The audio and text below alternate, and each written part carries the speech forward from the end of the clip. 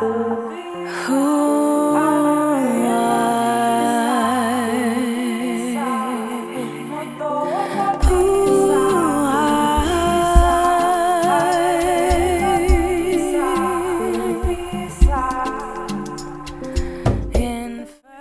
to another episode of I Am Nala podcast. Today, I'm joined by a powerhouse poet, a peace advocate, and a survivor whose voice echoes across continents. From walking 1,000 kilometers across Sudan for peace to standing at front lines of global forums, she speaks of war, survival, and what it means to carry unbearable loss while still finding the strength to fight for others.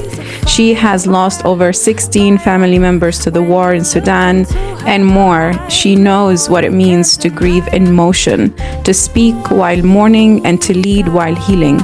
As a survivor of genocide, her work honors the lives lost and the lives are still at risk. Through her poetry and activism, she continues to advocate for a just and peaceful Sudan, centering the voices of women, survivors, and civilians in the call for global action. Our Nala today is Emtithal Mahmoud. Welcome, Emtithal.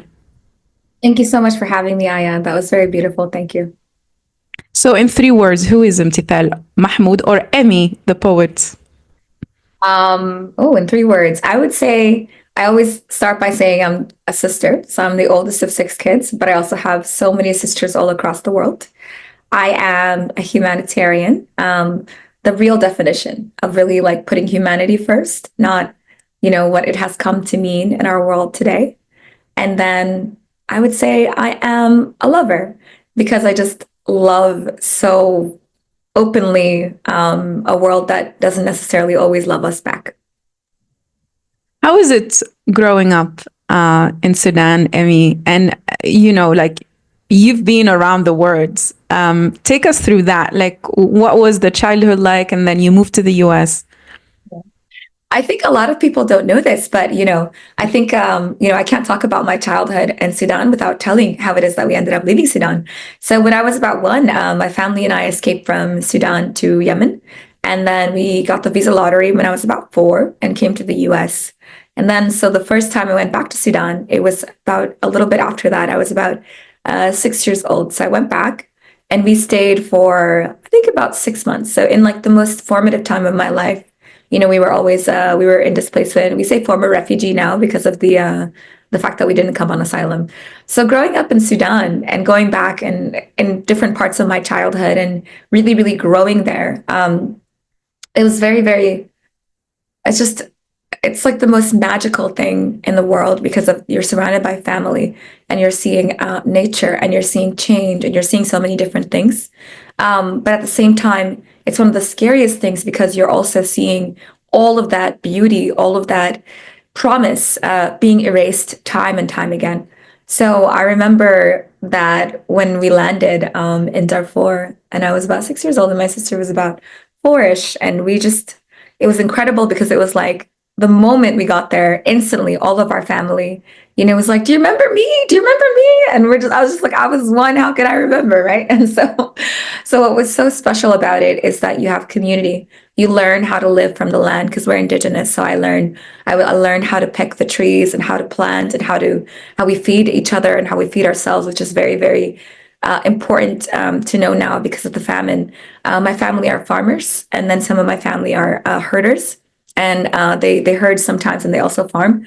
And then the other side are farmers. And it was what inspired me to just keep remembering, keep being connected to the land. But of course, that first visit was also marked by terrible, terrible loss because of this poem that I wrote called People Like Us, where we ended up having to hide because they had shut the schools down while we were there. And the people protested, including my family, my mother, and we were shut down so violently. And that was almost like a microcosm of everything that was to come. This was in the year 2000, before it was officially declared a genocide. And we escaped early on in the 90s. Actually, wait, 93 is when I was born. We escaped in 94. But early on in the 90s, my father exposed a lot of the mass graves of the killings that were the beginnings of genocide. And so every time we went back, in 2000, 2005, 2013, all those different times. In Darfur, it didn't matter that I was, I had an American passport or anything. The genocide was active, and every single time we had to survive, whether it was hiding under the beds, whether they came with the curfews. I remember the blood on my neighbor's head when the police, the Amni forces came. Amni is the security forces from, the government came, and they were hitting people with the backs of their guns. And I just remember us having to be pulled and hidden over and over again, so that we wouldn't be, killed in the genocide that was very active while we were there each time. So. How is the culture in Darfur? Like in Tunisia, where like my village is at northwest of Tunisia at the border with Algeria, we have Amazigh origin, and I think we're organized more in clans. So from the family last name, you would know, you're part of that family, you're part of that family, like everybody knows. How is it like culturally organized in Darfur? What's so wild about the cultural organization of Darfur? I have so much to say about this as somebody who studied anthropology, and I've written about this in school and in general afterwards, because I think that what's so painful about this war is that the social fabric of Darfur and all of Sudan was deliberately destroyed. So there was a time before culture was, first politicized and weaponized in Darfur, because when you politicize culture, then weaponize it, the converse is genocide. And that's my full belief in, what many of us write about. Before that, you could just pick a tribe and say that you're, XYZ tribe because you're a good merchant. Or you could say you're this tribe because you're that. But people knew where your family was from because all the families, were together and they worked together. So we all helped each other. So for example, there was a big misconception in the early 2000s in the media about how the genocide was something between farmers and herders. I'm a victim of genocide. My family are victims of genocide. We are farmers and herders. So I think that there's a lot of reductionist thinking. But the reality is that the tribes that were only nomads that didn't farm, they still cooperated and worked together with the families that were farmers. Because, for example, when we would reap the what's it called, the crops, what was left is what the cattle would eat. So the cattle, the families that would brought the herding, the camels, the cattle, the sheep, and all of that, they would bring them to eat what was over there. And so for example, so this was something that was just constant. So it's like families would move around, and then other families would, farm. And then of course the fertilizer and all the other things from the animals, and, they would barter, they would trade, they would do all of this stuff. So Sudanese culture and Darfuri culture was very fluid, and it was very, very well accepted. And so the way that we're organized, like you said, we are organized as tribes, but we're paternal lineage in name, right? So I think our differences are exaggerated. So my mother's side, for example, is part from the indigenous Beri tribe and part from the Tunjer tribe, which is also indigenous. But also my mom's mom is from the Hawara tribe and another Afro-Arab tribe that I think it was, I'm going to get it wrong because, I don't want to get it wrong. So I'm going to just say that mostly she's Hawara because her father, is that part lineage. And that shows you that even me, I fall victim to that paternal lineage thing. So my mother's mother is Afro-Arab. And my family is from a couple of the indigenous tribes, right? And so as the differences became exaggerated, as culture became weaponized, first politicized, then weaponized. What ended up happening is that there were people in power in different parts of Sudan. So in like Khartoum and other areas, mostly in Khartoum, because that's where the power was very concentrated for a very long period of time among a very small group of people. They wanted to divide and conquer. So they started to exaggerate the differences. And, this is very well documented. There was also an attempt by Gaddafi in Libya to create an Arab belt across the Sahel and use Darfur as a backdoor into Chad. And so the government agreed to turn a blind eye for the Libyan the Libyan government to do that kind of war into the mission into Chad to try and take over Chad, as long as Gaddafi paid them. And the way that he paid them was he built a road across Sudan. And so what's so painful right now is that when people forget the history, they don't realize that the way that things are organized now is not how it always was. It is not our nature, and our differences are exaggerated. So even though we might say that we're Afro-Arab, well, we say Afro-Arab, but some people still say Arab. Some say they're Arab, some say they're, African. But we are by nature, where a lot of us, you cannot be someone who is Afro-Arab without some indigenous descent. So the way that I define it is that if you are an indigenous African in Sudan and in Darfur and in other parts of Sudan as well, you are, you very closely know, as in like you're very recently remembering and knowing and keeping up with your indigenous family. But if you're Afro-Arab predominantly, it means that your indigenous lineage is a little bit further away and you might not remember what it is. And when I say not remember, I just mean that it might not be where you are. You might not be in that community. So I think it's very important for people to understand that when we talk about these things externally. So the way the West talks about Darfur, the way that the West talks about Sudan, the way the West talks about how it's a conflict between Arabs and African, how it talks about how it's like about, African farmers versus Arab herders. It is very, very reductive, and it doesn't talk about the real rich and beautiful culture behind us. I myself, I am indigenous, but I'm also a quarter Afro-Arab. And I think that's important for me to remember, because I think it's important for us to remember our mothers and our maternal lineage as well. Yeah, I it's so interesting. I did not think that those actually divisions came from that exaggerations. And I love how like people can move among tribes just because of their skill set. So it's by merit, actually, not by Early name. on, yeah. But also this whole concept of Afro-Arab, it's also a colonized conception and construction, because we all as a continent were Arabized. Like the countries who are now Arab culture, Arab speaking, we are not.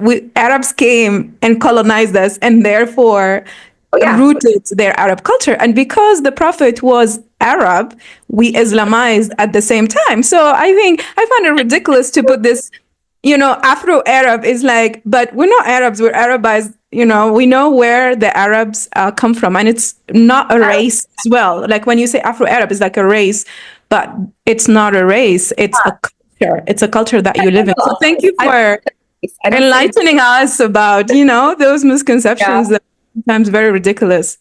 I fully agree with what you're saying. And the thing is, like, I don't say Afro-Arab as a race. I say Afro-Arab as in, like, this is part of my culture and part of my maternal lineage. And I say it to commemorate my grandmother on that side. And so I think what's so powerful about what you said is it's true. And the thing is, what's really crazy? The Islam came to Darfur in the 1400s through the Sultan, right? And so that's actually where Islam first came to Sudan. And so what's really funny is that Islam came as something when it first came to the collection of peoples that are now called Arab.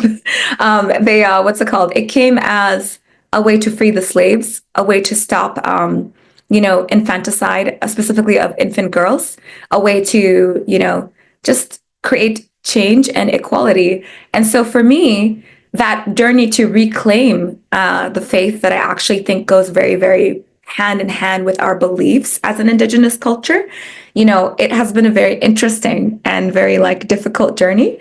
But I know that not all of us in the world today see it that way. And because of that, I'm very lucky that I had family members who follow the intellectual tradition of Islam. And, they understand that if there's something that sounds like it doesn't make sense, it's not true. It doesn't matter what scholar said it. It doesn't matter what their credentials are. Like, if you're going to be out here telling me things that I could have heard that predated Islam, like, for example, FGM is rampant all over Sudan. And my family members have been victims of FGM, but my parents were advocates against it. And that saved my sister and I. And, and so what I'm trying to say is that predates Islam, and people are saying, oh, it's Islamic. I'm like, no, it's not. It was already there before. And they're trying to. So anyway, this is a very rambly side note, very nerdy side note, but I fully agree with you. Maybe I'll re-examine and think about how I say who I am. I don't always mention that quarter is there, but I do say that I'm I am an indigenous African woman, and I challenge our Arab counterparts in different parts of the Middle East, because I think that teaching Arabic in class, which was my first language. I taught it in school. And there was this question that came about, like, what is Arab? And I said, well, it seems like Arab is someone who speaks Arabic. So if you start speaking Arabic, maybe you're Arab. So part of me is like, who defines? And I've had a conversation about this with a friend at the Harvard Arab Conference once. And, she was talking about how she completely rejects her Arab identity. And I'm like, okay, that's really interesting and it's useful. It's good for you to do that. I think we should take it over. Why do you define what Arab means? This is something that has grown beyond you. I bet you if you counted how many Arabized cultures there were, Arabized Africans there are, and compared it to how many, quote, original Arabs there would be more of us. And so I think that people inside and outside understand that too. Yeah, absolutely. I think every country has its own historical context, and we definitely need to, just the way you were explaining, before the war and the culture you used to have, and then it's everything of our identity is rooted in that. Just like South Africa, when they call coloreds, when they have a certain category of people, so it's rooted in their own context. Most countries in the Maghreb region identifying as Arab is also in the historic context of having political leaders who Arabized completely the country. And I think it's when the West tried to box us in these different identities, they need to take into account that we have different definitions of who we are and how we belong in our historic context. But you mentioned that you wrote a poem for that particular period of time that we talked about. I don't know if you have. I would love to. Yeah. You made a mistake. You asked me some anthropological questions, and I'm a nerd about that, so I could talk about this for hours because I love it. The last thing I want to say about it is that we do really closely follow our indigenous cultures, and even before, when people could just say what they are based on like let's say you want to be a successful merchant, so you say that you're Beri or Zagawa, which is the Arabized name of it. It's called Beri in our language, and stuff like that. And so anyways, what I'm trying to say is, like, even then we still followed our cultures pretty closely, and we cooperated in a way that allowed it so that there was accountability. So one of the biggest examples, and I'll talk about this after this poem, is that if you killed someone on purpose or by accident, you were held accountable. You were one person, you were held accountable. There was something called a dia, and you would pay that. And if you couldn't personally pay it, the head of your tribe would pay it. And so there was always, accountability, and there was no impunity. So then when the genocide started to happen, that went out the door. That was part of the social fabric that they tore. There was no more acting, with accountability. People acted with impunity, and they killed hundreds of thousands of us. And even till this day, there hasn't been a single reckoning, a single dia, a single talk of, accountability. And if we don't talk about this, about how accountability structures predated all of these wars in Sudan, predated Darfur, predated everything, we will not be able to create justice and accountability. So I'm going to read this poem called People Like Us, and it very much touches on that. And it's from that period of when I was hiding under the beds. It is actually in my book, Sister's Entrance, and it is the first poem. This is Sister's Entrance. Sister's Entrance is Bab and Nisa. I've got a lot to say about this. So let me read this to you. Here it goes. Memories of my childhood live between the rings of sand around my ankles and the desert heat in my lungs. I still believe that nothing washes worry from tired skin better than the Nile and my grandma's hands. I go to school every day with the weight of dead neighbors on my shoulders. The first time I saw bomb smoke, it didn't whine and billow like the heat from the kitchen hearth, but it forced itself on the Darfur sky, smothering the sun with tears that it stole from our bodies. The worst thing about genocide isn't the hunger, the murder, the politics, the government-paid soldiers that chase you across borders and into camps. It's the silence. For 3 months, they closed the schools down because people like us are an eyesore. So the first month, we took it. The second, we waited. The third month, we met underneath the date palm trees, drinking up every second our teachers gave us, turning fruit pits into fractions. On the last day, they came with a message, put them in their place. We didn't stand a chance. Flesh was never meant to dance with silver bullets, so we prayed for the sun to come and melt daggers from our backs, lifted our voices up to God till the clouds were spent for weeping, and the sand beneath our toes echoed with the song of every soul that ever walked before us. I hid underneath the bed that day with 4 other people. 12 years later, and I can't help but wonder where my cousins hid when the soldiers torched the houses, threw the bodies in the wells so that the weapons didn't get you, the poison would, and sometimes they didn't want to use bullets because it would cost them more than we did. What does it matter? I've seen 16 ways to stop a heart. When you build nations on someone's bones, what sense does it make to break them? In one day, my mother choked on rifle smoke. My father washed the blood from his face. My uncles carried half the bodies to the hospital and the rest to the grave. And we watched. For every funeral we planned, there were 60. We couldn't have the sand in the Sahara taste a lot like powdered bone. And when the soldiers came, our blood on their ankles, I remember their laces. Scarlet footprints on the floor. I remember waking to the sound of hushed voices in the night, etched with the kind of sorrow that turns even the loudest dreams to ash. Our parents came home with broken collarbones and the taste of fear carved into their skin, and it was impossible to believe in anything. Fear is the coldest thing in the desert, and it burns you, bows you down to half your height, and owns you, and no one hears you, because what could grow in the desert anyway. Thank you.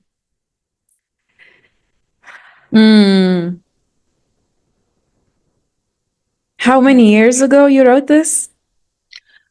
I wrote this 2013, and it's still relevant today, but I wrote it about when I was 7. And so I think what's so difficult is that a lot of times and I say the word difficult a lot, that's the only thing I can think of to say right now, everything that's happening. A lot of people, will come up to me after I've spoken or written, and they'll say, oh my God, I went through that in Bosnia. I went through that in Rwanda. I went through that in the Holocaust. My mom, my grandma, or whoever. And they'll always say these things. And they'll come to me and they'll be like, this happened to me in Turkey. This happened to me, I'm Uyghur. And they'll say all these different things.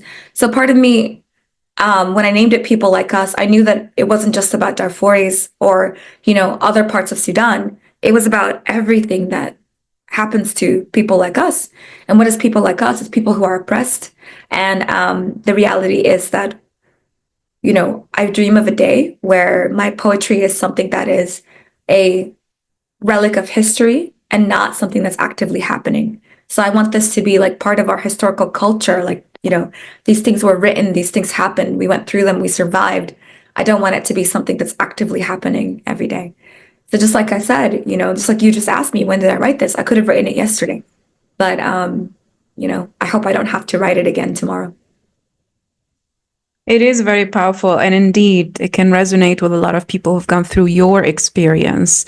And you said actually once, we do the most work to keep Sudan from total collapse. What do people misunderstand about survivors, especially in conflict and war settings like Sudan? And I'm sure because you understand that, you understand the suffering of so many populations going through same. Yeah.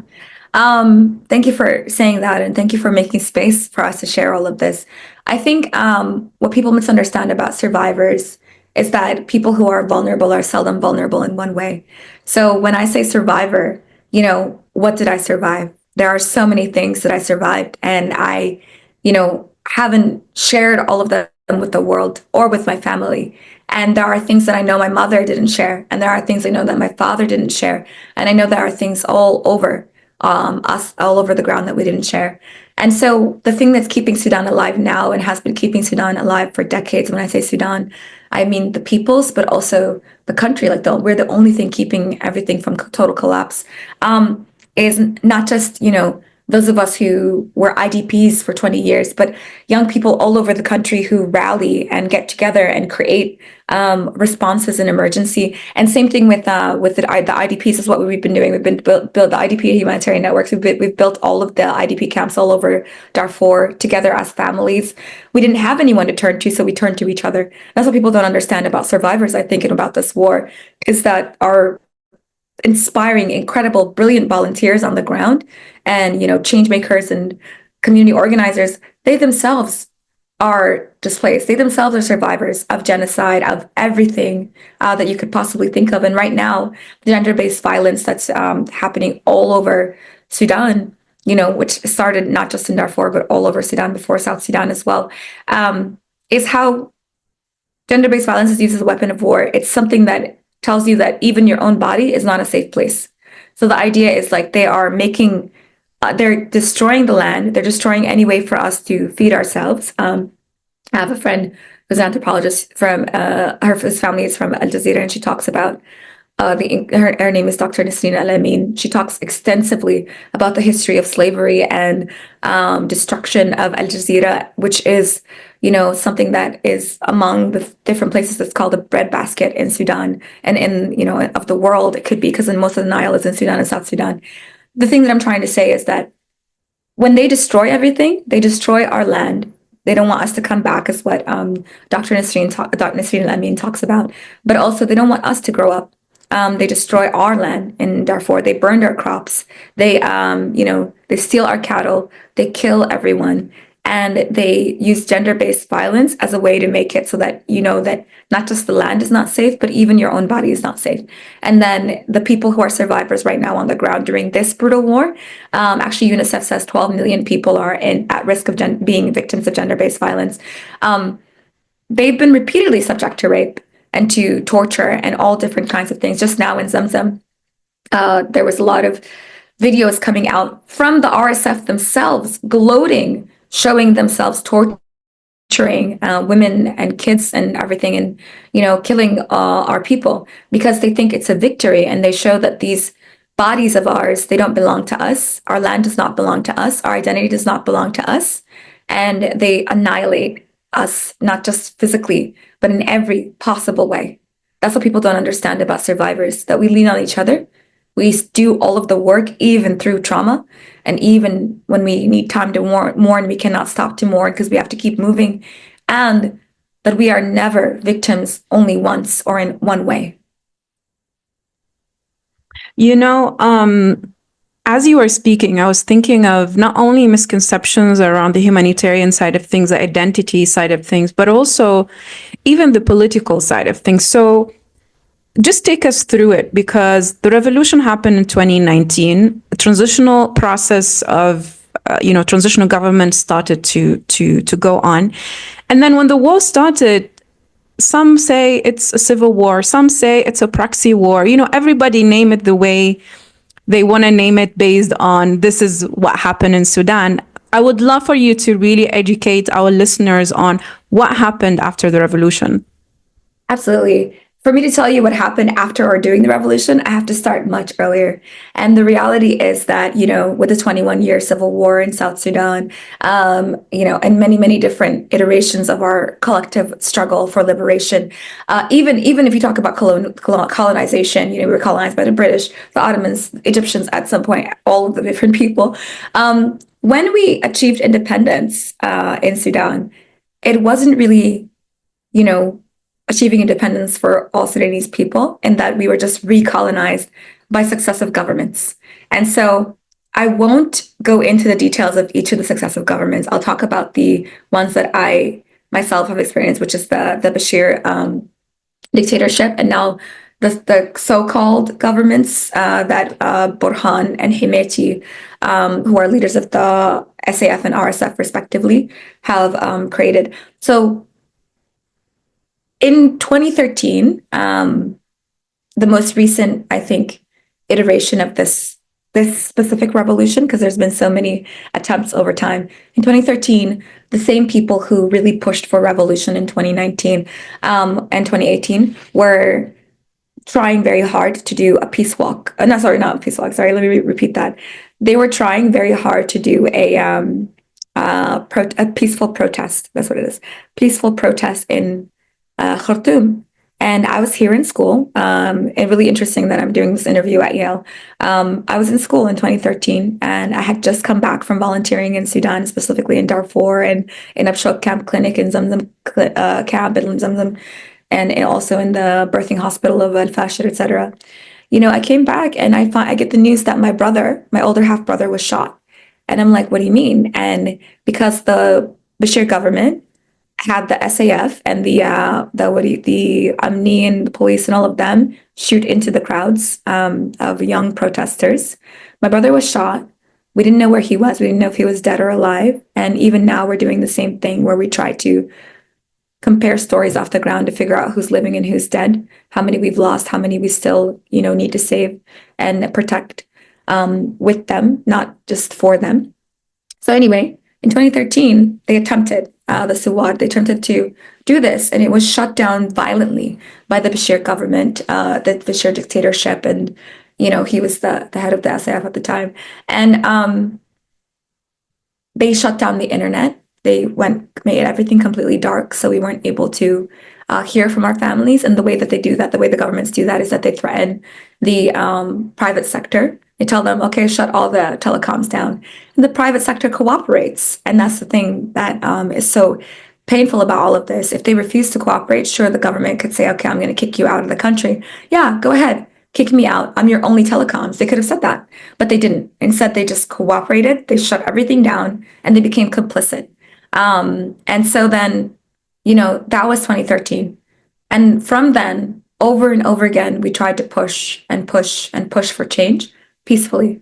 And I remember in 2017, I did civilian peace talks across Sudan because I saw the sign in Darfur that said Al-Amni Mas'uliyat al-Jami', which means that security is the responsibility of all.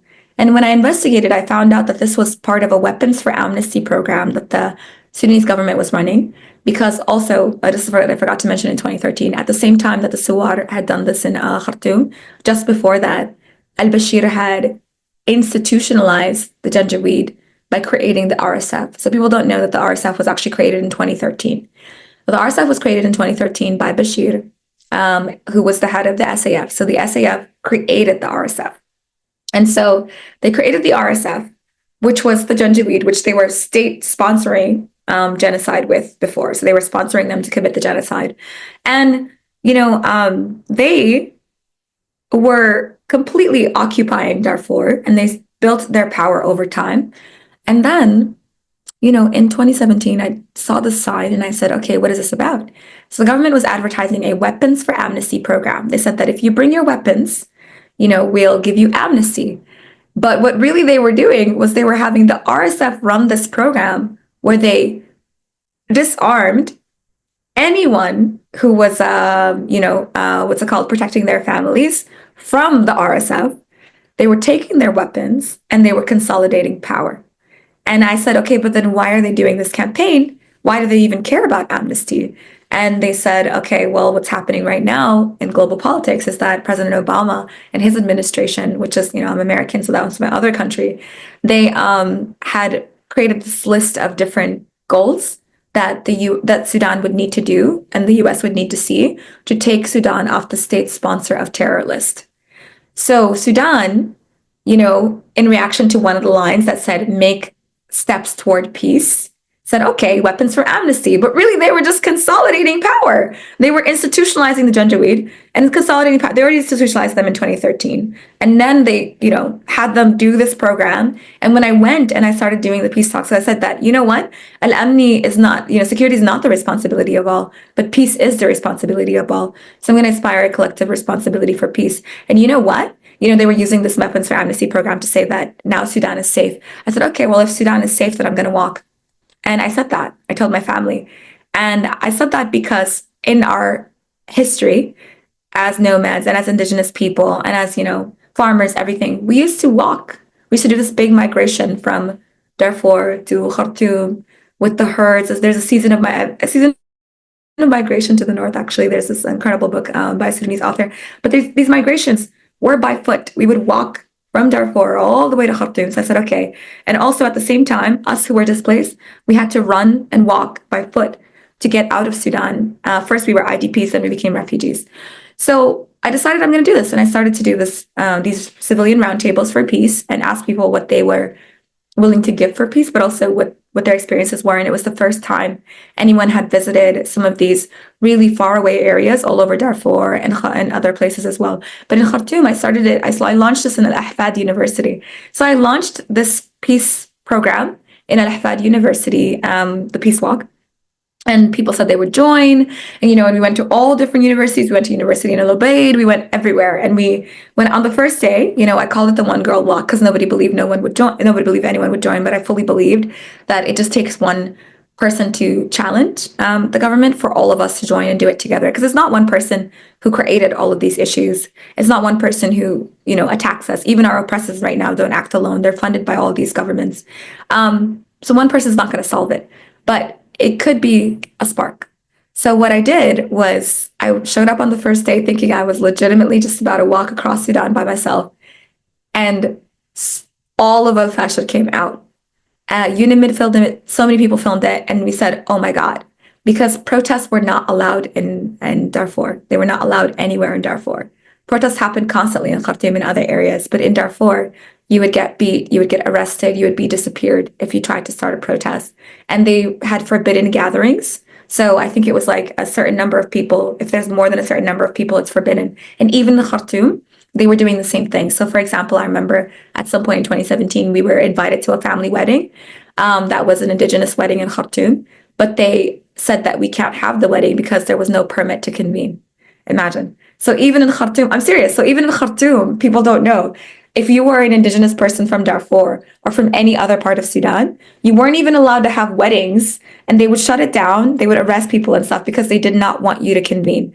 So the way that the revolution, quote, started in 2018 with that big spark, even though we saw protests over and over again, and we created the mechanism for protests under that regime from 2017. So that's really when it started. We started our peace walk March 2018.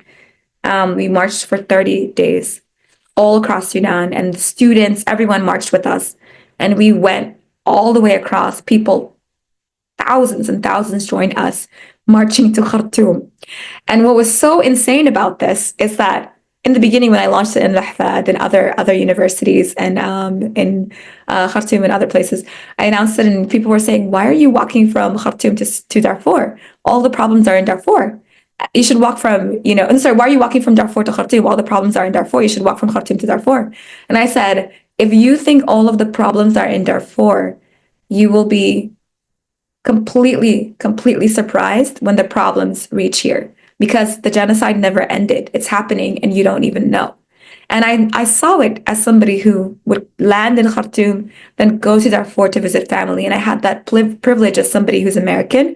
I had that privilege as somebody who had these different platforms with poetry and, other things. So this is a long story, but what I'm trying to say is we started this peace walk, we didn't know what was going to happen. We were constantly monitored and surveilled by the security forces.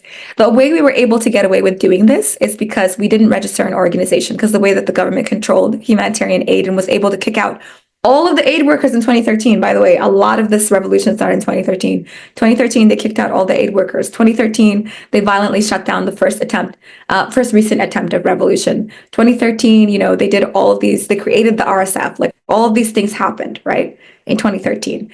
Then you fast forward to 2017, you have the peace roundtables, and you have civilians all over pushing really hard in Khartoum, especially. And I remember going to a event where I was supposed to share some poetry and tell people to join the walk. I think a couple weeks before I was going to do the walk, the police shut it down because people started banging and saying hurriya, freedom. They were saying freedom, and they were saying other chants as well. I actually have the videos somewhere, and we were like hitting the things. And my two cousins were with me, and they said, I think we need to move, because if we don't, the police are going to do what they always do. They're going to start beating everyone. And if they find you here, they will, because they know the things that I've been doing with Darfur and everything. I said, if they find you here, we're not going to see you again. If they find us here, we have to go. So we start moving as quickly as we can. And the organizers are terrified. And this was in Khartoum Stadium, by the way, in 2017. And 2018. We get down and we're trying to move as quickly as we can. And the police, they already started. People started to run, and the police were violently beating people with the batons and everything. And, and the Bashir had sent them, and it was so terrible. And I still remember the sound of hitting of the bodies. I remember just everything. I remember the tear gas. I remember all this different stuff. And I remember just us, like, I froze. And my cousins, they were just like, listen, we have to keep moving. And when I froze for a moment, the police had stopped us and they like pushed the baton on me and they said, who is this? And they said, she's not Sudanese. They kept saying, she's not Sudanese. She's American. She's American. And they were just like, get her out of here or I'll take care of it. And so they were threatening us and they were about to hit me and our cousins as well. And my cousins were like, and the organizer found us. They said, there's speaker, speaker, speaker. And they kept saying, speaker, speaker, trying to get us out. And they said, you have to keep moving. I said, but everyone, we have to stop this. Everyone's getting hurt. They're like, Emmy, they will beat all of the students, but they will kill us. So you need to go now. And so we had to leave immediately. We got out. We got on public transport because if you take your own transport, that's how you're targeted. And then, I saw that and we were part of it. And all of these things kept happening. There were all these collective pushes. There was the pushes in South Sudan, 21 years. There was the referendum in 2011. Then 2013, 2 years after 2011, all this starts to happen. And then there's, we did the peace roundtables all over Darfur. We talked to the Idarat al-Ahliya. We talked to everyone all across the areas, the IDPs that were displaced, 2 million of us who we've been working for decades to keep safe. And then we got to Khartoum and we were co-opted. They were trying to co-opt us. They threatened us. They tried to kidnap me, which I think is probably another story for another podcast. That's a very long story, but they tried to kidnap me and thankfully I was safe. And in the end, we said, okay, I talked to my students who joined all of us and who led this with us, this Darfuri students who wanted people to move for Sudan. And they said, we have to do it again. Because I said to them, we're going to do it. I was going to do it again. But guys, we've been attacked. We've been, threatened. But we managed to make it all the way across Sudan without anyone getting intentionally hurt. Like I got injured. Several of us got injured. I have spinal injury now that I'm still dealing with from the 1,000 kilometers of walking. So I came back in December to do it again. And then I went all across the other way as well, from in Darfur and other areas I hadn't visited before. And I got all the way to Al Junaina. Then I flew from Al Junaina in 2018, December, to Khartoum. And then the revolution started. And all of the aid workers we'd worked with, Sudanese aid workers, civil society groups. I had been working with this young woman named Noura and the lawyers that were helping her. I visited her in jail. She had been raped by her so-called husband. She was forced into marriage and he had his cousins hold her down and then he raped her and then he tried to do it again and in self-defense she killed him. And then the Sudanese government, instead of saying, this is self-defense, they used Islam, they used Sharia law, a perversion of Islam, by the way, this thing that they used, because it's not how Islam was intended.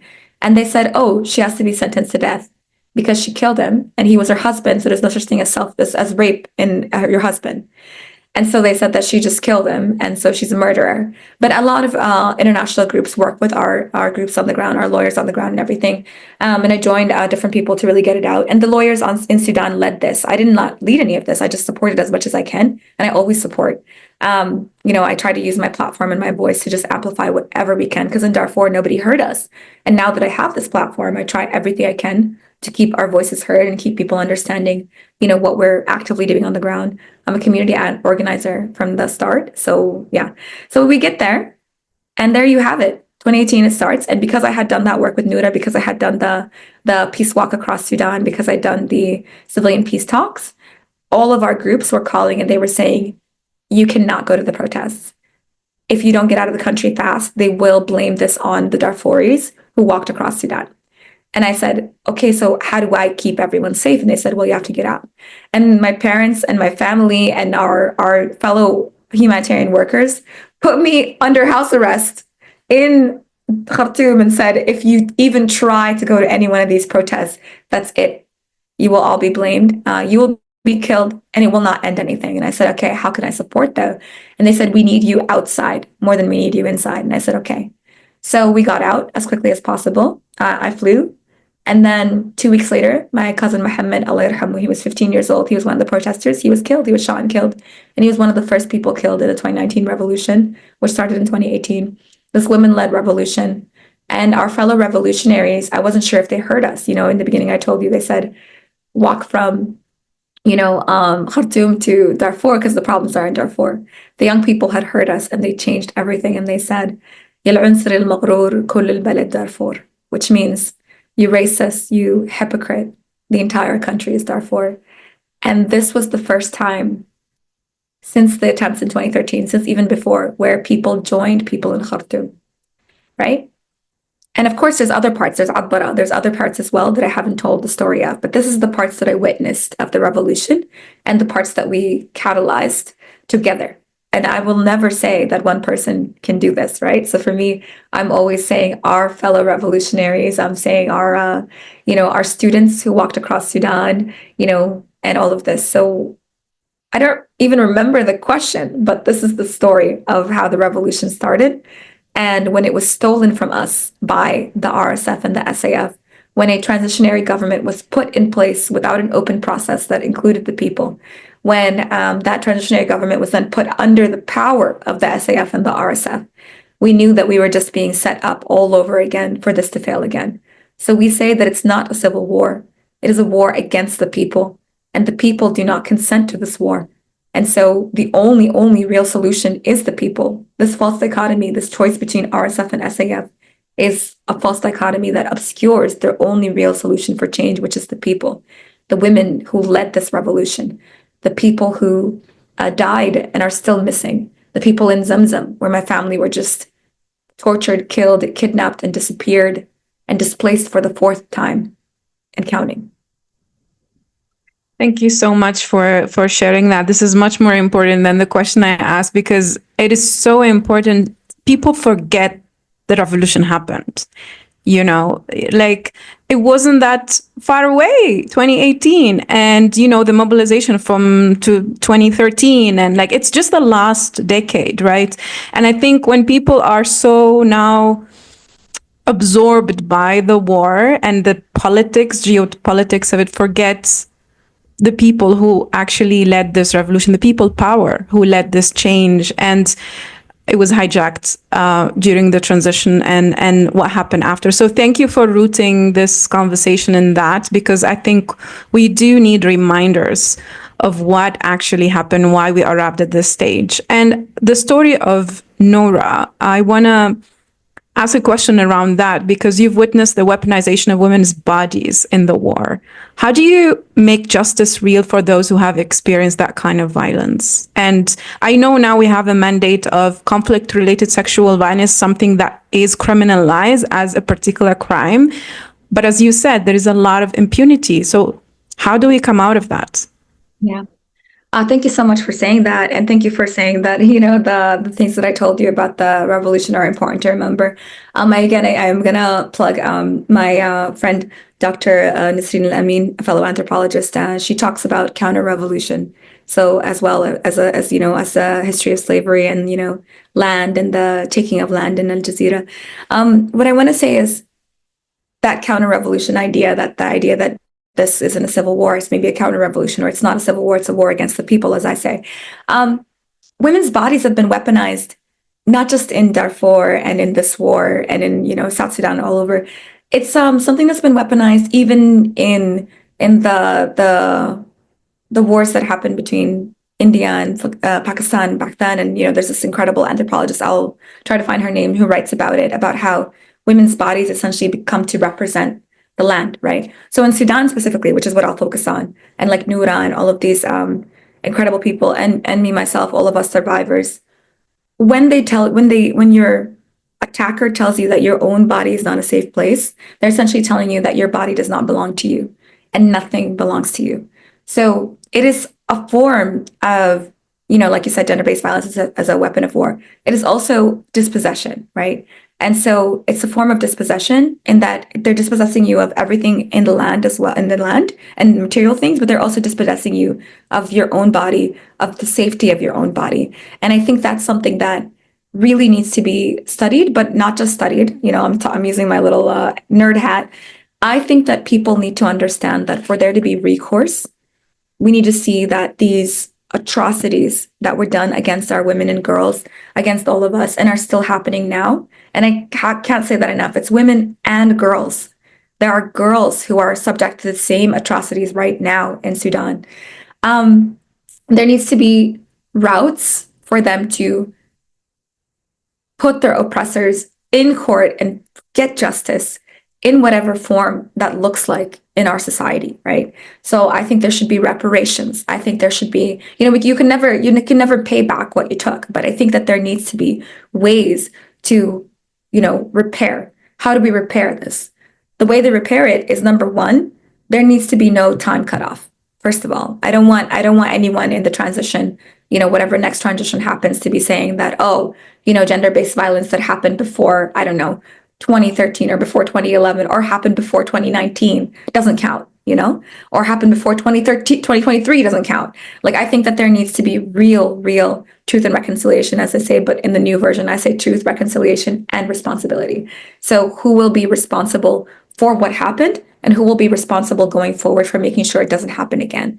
I think women need to be in leadership and have oversight of the courts, as in, like, there should be civilians who are there to really understand and represent different cases, because my uncle, who is a survivor of Darfur as well, who worked in a lot of the in the courts in Darfur, he talks about how women didn't have a way to leave abusive marriages. They didn't. There was this one woman he worked with who was constantly abused by her husband and kept going to the courts, and the court said, our hands are tied. The Sharia law says he's your husband, which is, again, a perversion of Islam. It's not the real Islam. And I say that very loosely. I don't want people to come say that I'm claiming I know what Islam is, like the real Islam. I'm not saying that. I'm trying to say the intellectual tradition of Islam dictates that, you have rights. So if you don't have rights, what's going on? The court only stepped in when he hit and split her head with an axe. Then they finally believed her. And her family didn't help her. Her community couldn't help her, because, again, these things are part of the structural violence that exists. So how can there be justice for women and girls whose bodies have been weaponized and come to represent the land? And so that dispossession of land then becomes translated into dispossessing their own bodies, as well as a continuation of the annihilation of the peoples and our cultures and our bodies and our lives and our land. There needs to be,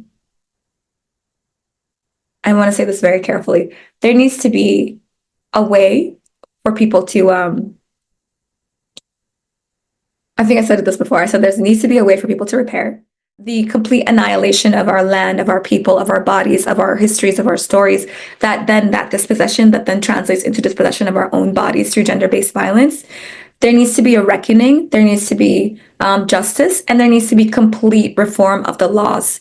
We cannot have people like Noura or people like our families on the ground, or any of us, be like, well, it happened when I was a kid, and like in my case, or it happened when, or actually, no, it happened over and over again. But the point is, it happened in these different places, in different areas and things like that, that we need to be able to actually come on our own terms and change those laws and reform those laws and have women be able to represent themselves. And I do not want Islam, which was weaponized against us, to be used as like the thing that dispossesses people all over again. I proposed this thing when I was part of the when I was an independent, unaffiliated advisor to the peace talks in 2020, called the essentially it's a law that, the human amnesty law, I called it, which is that if there's any law inside Sudan that does not cover the rights of a person, then international law would apply until a law can be made. And so in that moment, imagine if people are not ready to reform the laws as is, and somebody wants to go and get justice for the gender-based violence that was done to them, or leave an abusive relationship, and they say, oh, the law of the land doesn't apply. Well, then until a law can be written that would apply, what laws exist that do apply? Those are very, very powerful demands. I know you are currently part of many initiatives trying to address what happened just, a few days ago, but really the 2 years and the anniversary was just a few days ago as well, and a lot of mobilization happened. You're also part of Nala Femme Sudan Task Force. You're part of mobilizing fundraising for different platforms. So two questions in one. One is, what do you think international community should do that is not doing? And I'm saying that with a lot of assumption that international community is not doing barely anything. But what do you think the one thing if they could focus on one thing, that's what they should do. And secondly, how African feminist spaces could also support, because I do feel that there's a lot has been happening, a lot of initiatives, Sudanese led in diaspora, in, the region, Sudanese scattered across the continent as well. But we haven't seen more African global, support as it's supposed to be to put this crisis up front. So what do you want the international community to do? Maybe one thing, and then how can African sisters come together to support? Thank you so much. That is so helpful and good to hear. Here's what I will say. Right now, people don't know about this, but the Zamzam massacre that happened just a couple days ago, I think I told you a little bit about it, that, for more than 400 people were killed and hundreds of thousands were displaced, and our families were tortured, disappeared, many are injured. And right now, I'm actively coordinating on the ground with so many of us. All of us are working really hard to try and move people to safe places. And what's so difficult about it is that, there are so many layers, right? 58 of the girls in my family were kidnapped by the RSF, and we don't know where they are. The international community cannot afford to not act immediately, because Zamzam is next to Al Fashir, and all of the people that were displaced from all of our burned villages. By the way, hundreds of our villages were burned in the past couple of months, and we've been moving people constantly to Zamzam and other places that are safer. They've all been displaced all over again, and they're in danger of being part of the Al Fashir massacre. Because if we don't act now, that's what's going to happen next. The RSF is going to massacre everyone in Al Fashir, which has been under siege for over a year, and it's where I'm from. And, people were already facing starvation conditions before. So that when they walk the 58 kilometers to Tawila, which is one of the places that they're being displaced to, or, the more than 17 or such to Al Fashir and further, children are dying of thirst. Sick and elderly people are dying, and it's just terrible. So if I were to tell people to act now, I would say, let this stop here. Call for an immediate ceasefire in the places that are so affected right now. If there was an active plan by the international community to stop the RSF on the ground, that would be one thing. But there isn't.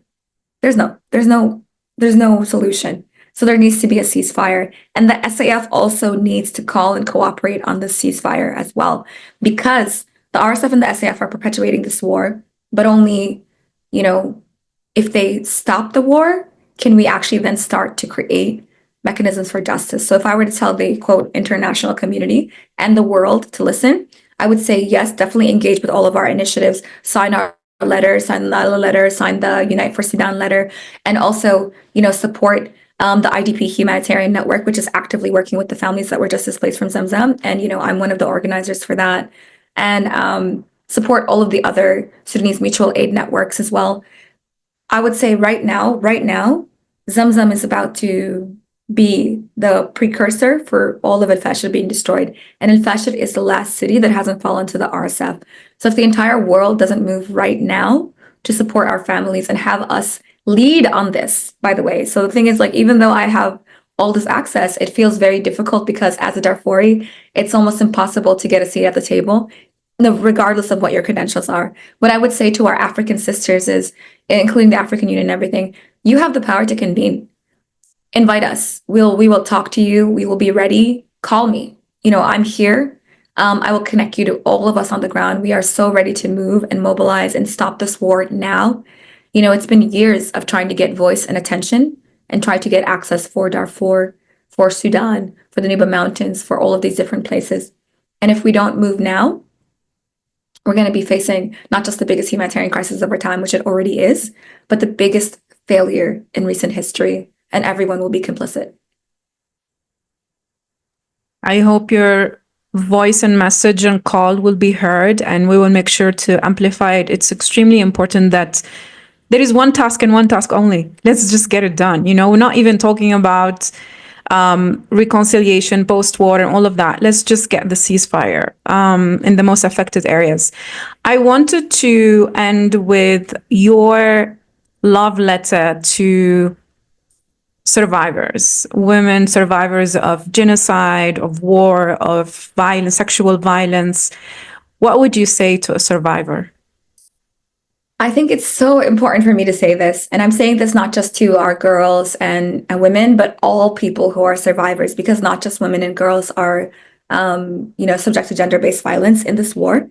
I know gender-based means gender-based, but they're not the only people who are subject to rape and torture. In fact, there was a recent revolutionary in the 2019 era who was who was also, yeah, it's so painful to talk about. But the point is, what I'm trying to say is my love letter to all of you is all of us. I keep saying all of you because I always speak as an ally to protect um, everyone I can, because I myself am a survivor. But sometimes people listen to you more when you speak from the outside, even though I am from inside. I say to all of us, remember that I see you. Remember that you are allowed to live, and understand that even though war and gender-based violence and torture and violence and death and everything has taken so much away from you,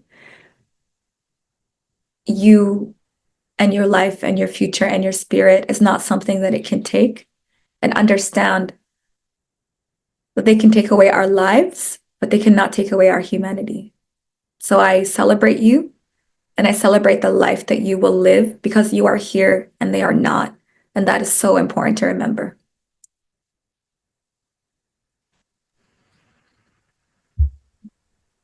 Thank you so much for sharing that. Yeah. Mm. Thank you. Thank you, Aya. Yeah. Anything we haven't talked about that you'd like to raise? I am Nala because I don't know what to say. I am Nala because, okay. I am Nala because my existence is an act of defiance, and so I live. Beautiful. Okay, I didn't see that coming, but Oh no, that was the only thing I could remember. Oh my God, I'm so emotional. Thanks, guys. Halas? Khalas, is there any poem you want to close with? Yeah, I'm allowed. We went over an hour. That's why I was worried. I can do No, it. Okay. no worries. Yes, whatever Sure. of your choice. So I have 2 poems. Should I do the new one? Go for it.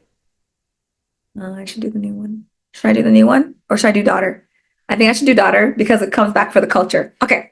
So speaking about this cultural thing, I wrote this poem, and I just want you to know that even in our indigenous networks, we're pushing for change. So this is daughter. Okay. Most people know about mama, but not everybody knows about daughter. Here goes. Everyone hates being a teenager. Oh no, sorry. I dedicate this to my sisters who are still missing, that we're looking for, and I'm trying to remind people that what it is that we're fighting for. This is daughter. Everyone hates being a teenager, but can you imagine being a teenager in a place like this? Displaced, dispossessed, and disenchanted, my sense of self put on the line in the cruelest way at the most vulnerable age. The uncle says, if you grow up and marry someone outside of the tribe, your children will not belong to us. They will belong to someone else. Your brothers can, but you never. The finality of the word never. Why, I manage. I feel the fire of protest die in my belly as he answers. Because you're a girl. Because you're a girl. The words he didn't say cut just as deeply as those he did. Because you're a girl, you can't. Because you're a girl, speak less. Because you're a girl, be humble, be soft. And if you speak up, then you're too soft or too hard. If you want more from this life, then you are greedy, selfish, ungrateful. You are lucky enough just to be acknowledged. So don't question it, because you are a girl. I grew more silent with each next word he spoke. It's lucky, really, that your parents have a son, he says. His words cast shackles across my skin as I begin to mourn all of the matriarchs in my family tree. My very name, Emtithal, Ibrahim, Imam, Mahmoud, Hassan, an homage to all of my fathers and their fathers, a history of invisible mothers denied their rightful place both in practice and in our own memories. Me, a firstborn daughter disinherited of her own self-worth, holding back tears I did not know were existential. Girl echoes through the chambers of my mind like a filthy word. I begin to distance myself from the notion. only to feel the heart of every firstborn daughter and second and third. I felt I should cry. I felt the spirit in me yell with rage. My face grew hot, my body shook, and my hands did too. I looked at him and I laughed heartily. You don't know anything. Dura mater, I said. The outermost membrane of the human brain. Tough mother. The only thing just below the skull standing between you and oblivion. And you still want to tell me you can tell girls what to do?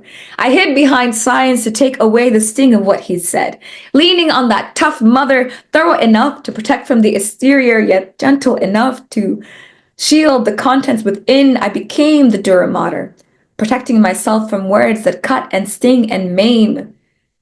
The heart of a woman is strong, but the voice of a little girl couldn't stand up to him as I can now. If he had dared speak to me as I am now, as a dura mater I am now, if he had dared say those words to me now and not at that vulnerable age, I would have turned to the heavens, lifted my hands up in prayer. I would have called on every one of my hidden mothers, and I would have said to his eternal awe, give me a daughter. Give me a daughter to change the world. Give me a daughter to shake the room with her voice. Give me a daughter to break tradition, to take up space, to make good trouble. Give me a daughter to break every ceiling, climb every mountain, wade through the noise of doubt and trepidation just by the strength of being her. Give me a daughter to speak, not only when spoken to be, not only when asked to succeed, not only when permitted to. Give me a daughter that she can take her rightful place as a full and unencumbered equal of this planet among 4 billion other daughters taking their place and leading us into a limitless future. Give me a daughter like Mother Earth. Give me a daughter like Maryam and Khadija. Give me a daughter like Venus, like a planet so gorgeous it shines brighter than all the stars in the sky, and so deadly its atmosphere can melt even metal, yet there are still countless sonnets, books, and poems written about her. Give me a daughter who'll write her own sonnets, books, and poems about her. Give me a daughter who'll be her own historian, write her own story in any form she pleases, who'll walk the path she chooses, who won't belong to anyone but herself. Give me a daughter that she may never know the pain of dispossession or the sting of the words no or never, or you are not strong enough, or you are not quiet enough, or you talk too much and you don't talk enough, or you're too pretty and you're not pretty enough, or you're too smart and you're not smart enough, or you're too much and you're not enough. Give me a daughter who'll never know what it is I'm talking about here, because she will not have lived that experience of inequality. Give me a daughter who says, because you're a girl, people really used to say that? Give me a daughter so she can dream higher than all of the dreams my mothers gave to me, than even the dreams I'll give to her. Give me a daughter so I can raise her to be all that she wants to be. And when she cries, let me be there to hold her. And when she laughs, let me be there to listen. And when she lives, let me be there to celebrate every waking moment. To every daughter born or chosen, seen or unseen, future or present, lift your head up. Your crown is slipping. Give me a daughter. Give me a daughter. Give me a daughter so humanity can succeed. I never saw that man again. But when I told my parents, they too laughed. My father said, come here. And we sat all together and learned all of the names of the matriarchs in my family.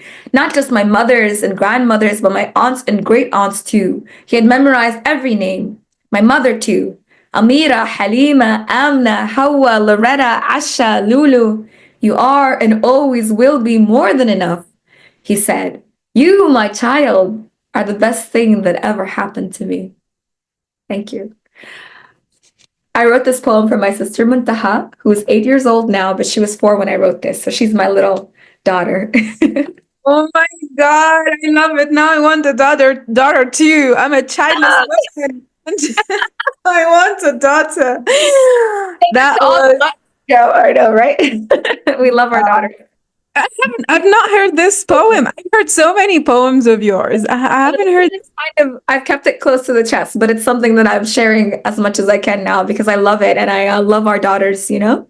Yeah. Our daughters, born or chosen, future or present, seen or unseen, chosen by yourself or by others. So it doesn't matter to me.